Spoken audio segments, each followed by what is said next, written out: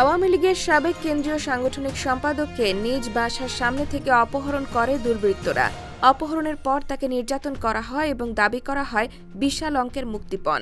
১২ December মধ্যরাতে সিলেট নগরের সুবিদ বাজার এলাকা থেকে তাকে তুলে নিয়ে যায় দুর্বৃত্তরা।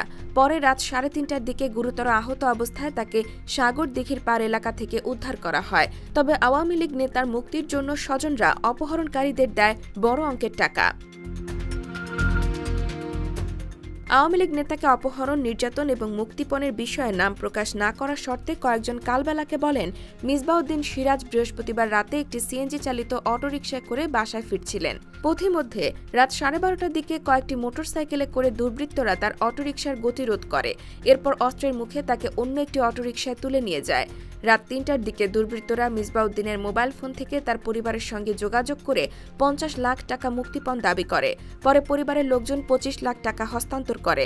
রাত ৩:৩০টার দিকে নগরীর সাগর দিঘির পাড় এলাকার শ্মশান সংলগ্ন সড়কের পাশ থেকে তাকে উদ্ধার করা হয়। তিনি আরও বলেন, অপহরণের পর হাতে ও পায়ে কোপানো হয়েছে। পরে তাকে নগরের সোবাহানীঘাট আল হারামাইন হাসপাতালে ভর্তি করে ভোরে অস্ত্রোপচার করা হয়। শুক্রবার সকাল 10টার দিকে একটি অ্যাম্বুলেন্সে চলে যান মিসবাউদ্দিন সিরাজ। এ বিষয়ে জানতে তার পরিবারের সঙ্গে মোবাইল ফোনে যোগাযোগ করা হলেও ফোন রিসিভ করেননি। আল হারামাইন হাসপাতালের ভাইস চেয়ারম্যান বলেন, মিসবাহ সিরাজ গুরুতর আহত হয়ে হাসপাতালে চিকিৎসা নিয়েছেন। তিনি রাতে প্রাথমিক চিকিৎসা শেষ করে চলে গেছেন। আর সিলেট মেট্রোপলিটন পুলিশের অতিরিক্ত উপ পুলিশ কমিশনার মোহাম্মদ সাইফুল ইসলাম বলেন, মিসবাউদ্দিন সিরাজের ওপর হামলা হয়েছে, কে বা কারা হামলা করেছে সেটা জানা যায়নি। IBTV USA, new York.